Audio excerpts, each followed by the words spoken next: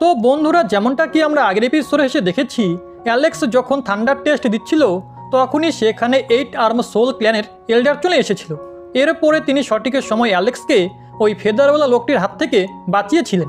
দেন Alex নিজেই সেই ফেদারওয়ালা লোকটিকে মেরে ফেলে, যার পরে সে থান্ডার লিকুইড নিয়ে আসে এবং সে কিছু থান্ডার লিকুইডের ড্রপ তার বন্ধুদেরকে দিয়ে দেয়।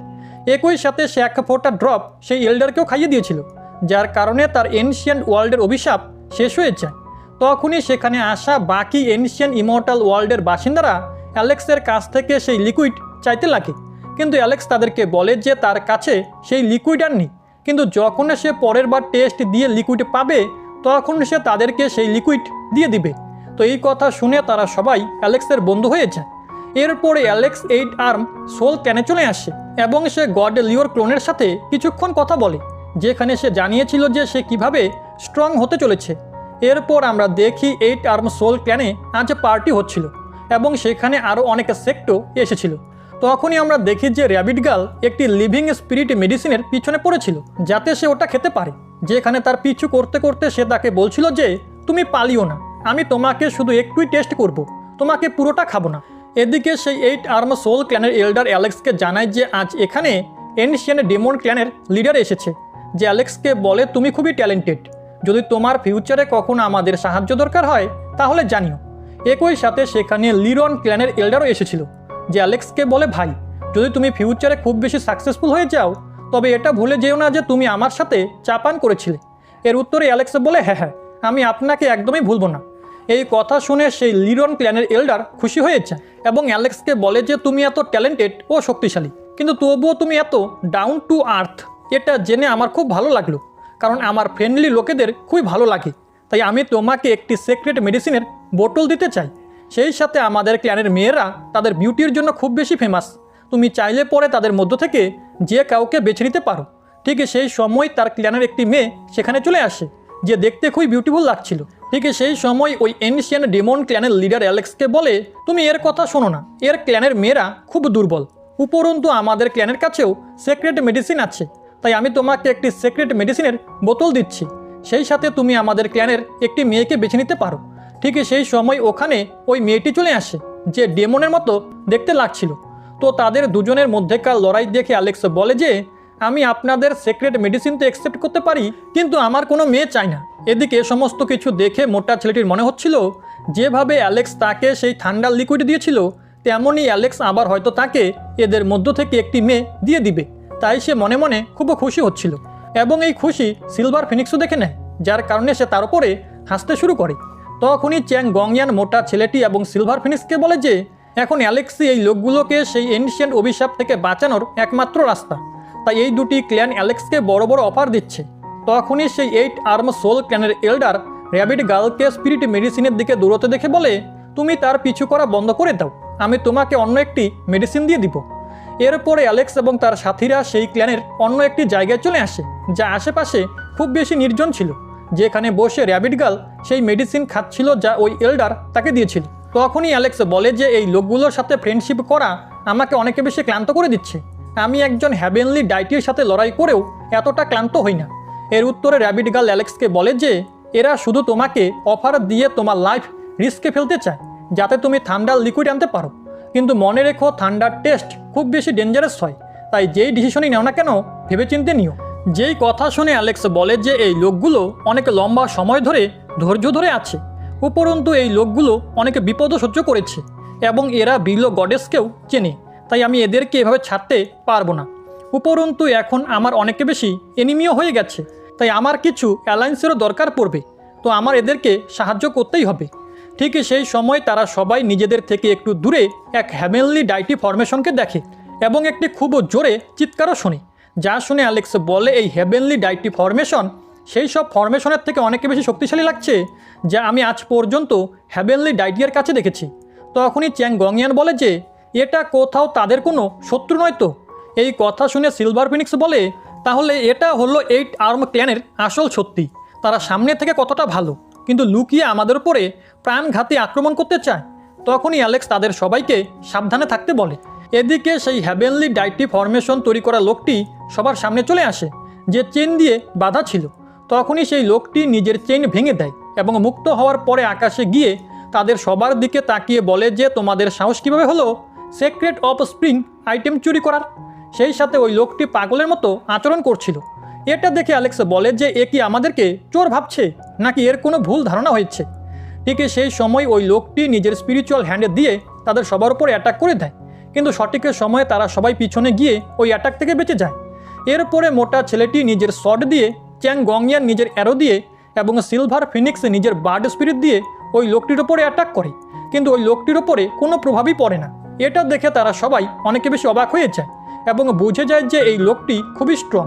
এরপরে সেই লোকটি নিজের একটি গ্র্যাভিটেশনাল ফরমেশন তৈরি করে আশেপাশের সব পাথরকে নিজের দিকে টানতে শুরু করে, যার পরে সে ওই পাথরকে পুরো শক্তি দিয়ে তাদের সবার দিকে ছুঁড়ে মারে।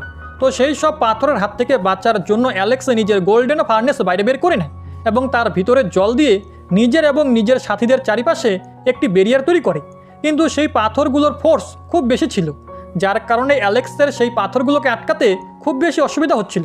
তখনই সেই লোকটি তাদের সবাইকে বলে যে তাড়াতাড়ি আমার সিক্রেট আইটেম ফেরত দিয়ে দাও, কিন্তু তারা কিছুই বুঝতে পারে না যে এই লোকটি কিসের ব্যাপারে কথা বলছে। তখনই র্যাবিট গার্ল বলে এই ওল্ড ম্যান পাগল হয়ে গেছে, যে নিজের ক্ল্যানকেই ধ্বংস করছে। তখনই অ্যালেক্স নিজের ব্যারিয়ারকে সাপোর্ট করার জন্য গড লিউয়ের দেওয়া সেই লিফের সাহায্য নেয়, যা বড় হয়ে অ্যালেক্সের ব্যারিয়ারকে সাপোর্ট করতে শুরু করে, সেই সাথে তাদের দিকে আসা সমস্ত পাথরকেও ভেঙে দেয়। তখনই অ্যালেক্স বলে যেই আমি ব্যারিয়ার সরাবো তোমরা সবাই এখান থেকে পালিয়ে যেও, কারণ আমার মনে হচ্ছে না যে এই স্ট্রং লোকটি আমাদেরকে এত সহজে এখান থেকে যেতে দিবে, তাই আমি তোমাদেরকে বিপদে ফেলতে চাই না। এর উত্তরে র্যাবিট গার্ল বলে যদি আমরা চলে যাই তাহলে তোমার কি হবে, কিন্তু অ্যালেক্স এটাতে কোনো জবাব দেয় না। তো মোটা ছেলেটি বলে যদি বাঁচি তাহলে একসাথেই বাঁচবো, আর মরলে একসাথেই মরবো, আমরা এখান থেকে কোথাও যাব না। এর উত্তরে বাকি সবাইও হ্যাঁ করে। তখনই ওই গড লিওর ব্রাঞ্চ দেখে লোকটি একদম থেমে যায় এবং খুব বেশি ইমোশনাল হতে শুরু করে। তখনই সেখানে ওই 8 আর্ম ক্ল্যানের এল্ডার চলে আসে এবং একটি সোল সাপ্রেস স্টোনের সাহায্যে সেই লোকটিকে ঘুম পাড়িয়ে দেয়, যার পরে সে তাদের সামনে এসে তাদেরকে জিজ্ঞাসা করে যে তোমরা সবাই কি ঠিক আছো। এর উত্তরে র্যাবিট গার্ল বলে তুমি কি বলছো, আমরা প্রায় মৃত্যুর একদম কাছেই ছিলাম, তাই আমাদের বলো যে এই পাগল বুড়ো তোমার ক্ল্যানে কি করছে। এর উত্তরে সেই এল্ডার বলে এ আমাদের ক্ল্যানের এনসিস্টার এবং এটা আমাদেরই ভুল ছিল যে আজকে ইনি তোমাদের উপরে অ্যাটাক করেছেন।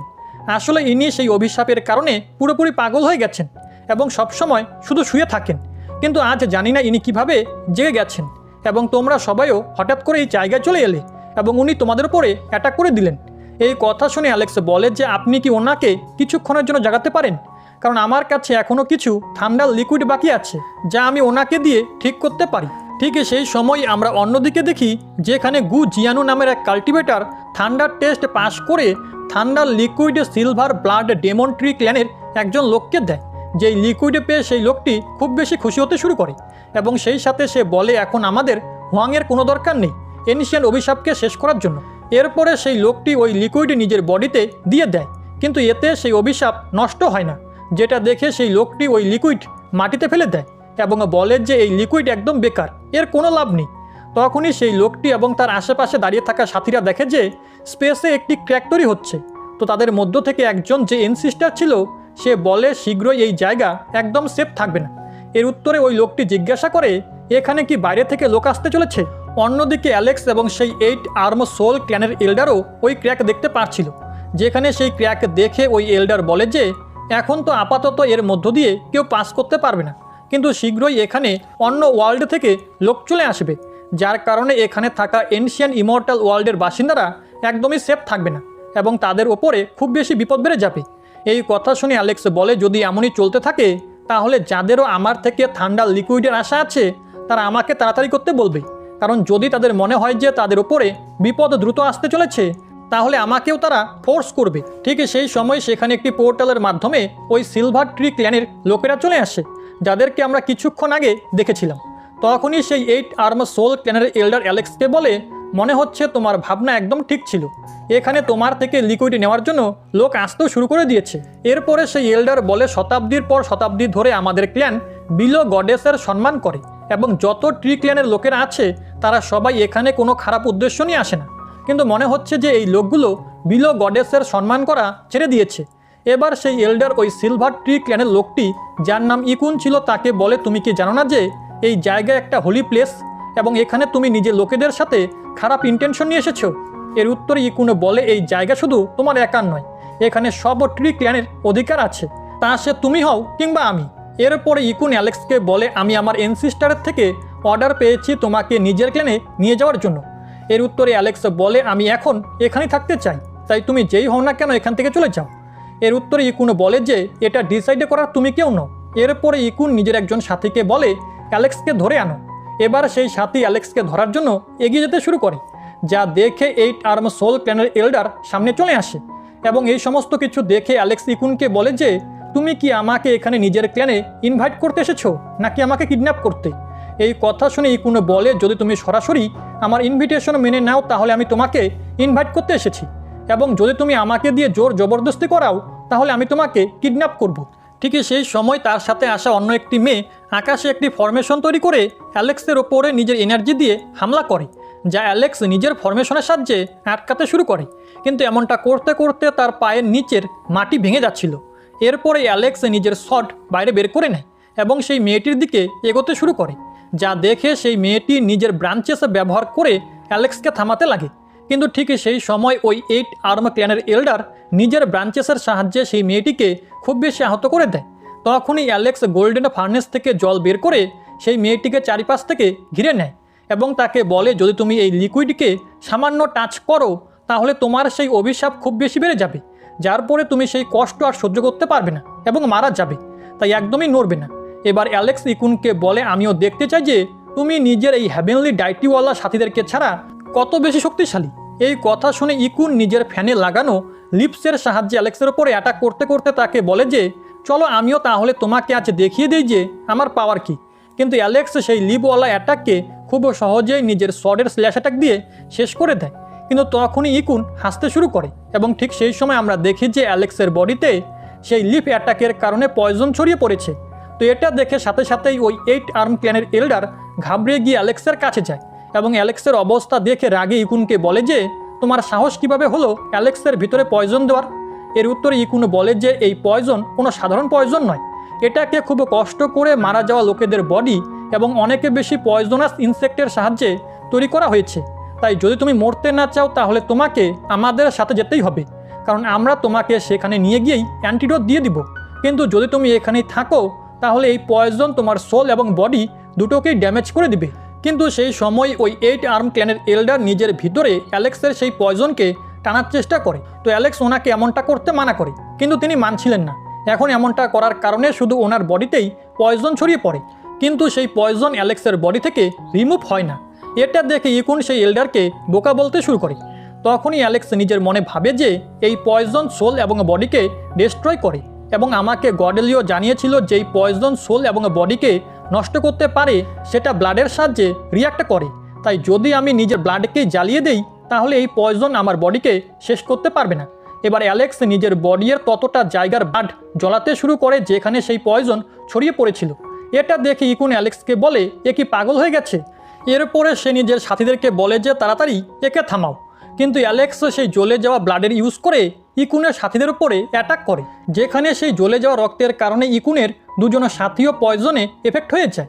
কিন্তু ইকুনের সঠিক সময়ে নিজে বেঁচে গিয়েছিল, কিন্তু যেহেতু ইকুনের সাথীরা সেই পয়জনে এফেক্ট হয়ে গিয়েছিল তাই তারা সেই পয়জন থেকে বাঁচার জন্য নিজেদের ট্রি ফর্মে চলে আসে।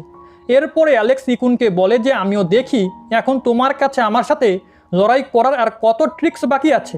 এবার এই বলে অ্যালেক্স ইকুনের দিকে নিজের শর্ট নিয়ে এগোয় এবং তার উপরে অ্যাটাক করে দেয়, কিন্তু ইকুন সেটাকে নিজের স্পেশাল ফ্যানের সাহায্যে ব্লক করে ফেলে এবং বলে যে তুমি আমার ট্রিক্সের ব্যাপারে ভাবতেও পারবে না। ঠিক সেই সময় ওখানে ইকুনের ক্ল্যানের এনসিস্টার চলে আসে, যিনি খুব বেশি শক্তিশালী ছিলেন। এবার সেই এনসিস্টার ইকুনের দুজন সাথীর ভিতর থেকে পয়জন বের করে তাদের দুজনকে আবারও নর্মাল করে দেয়। তখনই অ্যালেক্স সেই এনসিস্টারের উপরে অ্যাটাক করে, কিন্তু সেই এনসিস্টার অ্যালেক্সের শটকে শুধু নিজের দুটি আঙুল দিয়েই থামিয়ে দেয় এবং অ্যালেক্সকে বলে যে যেহেতু ইকুন তোমাকে আমাদের ক্ল্যানে ইনভাইট করতে পারিনি তাই আমি তোমাকে নিজে এখানে ইনভিটেশন দিতে এসেছি।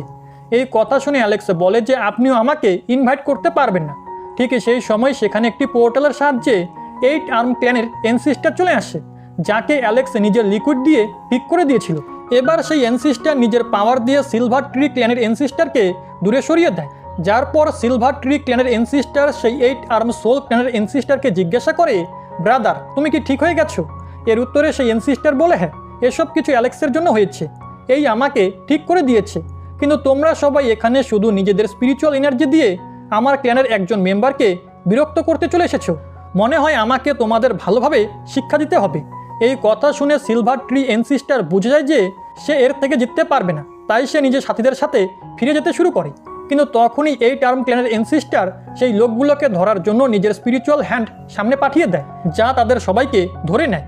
কিন্তু ইকুন সেখান থেকে পালানোর চেষ্টা করে, তো অ্যালেক্স তাকে খুব বেশি ইনজোর্ড করে নিচে ফেলে দেয়। এরপরে সে তাকে বলে, তাড়াতাড়ি আমাকে সেই পয়জনের অ্যান্টিডোট দাও। এখন অ্যালেক্সের শট দেখে এবং সেই এনসিস্টারের ভয়ের কারণে ইকুন অ্যালেক্সকে সেই অ্যান্টিডোট দিয়ে দেয়, যার কারণে সেই এল্ডার ঠিক হয়ে যায়। এরপরে সিলভার ট্রি ক্ল্যানের সমস্ত লোকেরা সেখান থেকে ফিরে যায়, যেখানে তাদেরকে যেতে দেখে এই টার্ম ক্ল্যানের এনসিস্টার বলে, এবার ধীরে ধীরে এনশিয়ান ইমর্টাল ওয়ার্ল্ডে খুব বড় ঝড় আসবে। আর এর সাথে আজকের এই পার্ট এখানেই শেষ হয়ে যায়।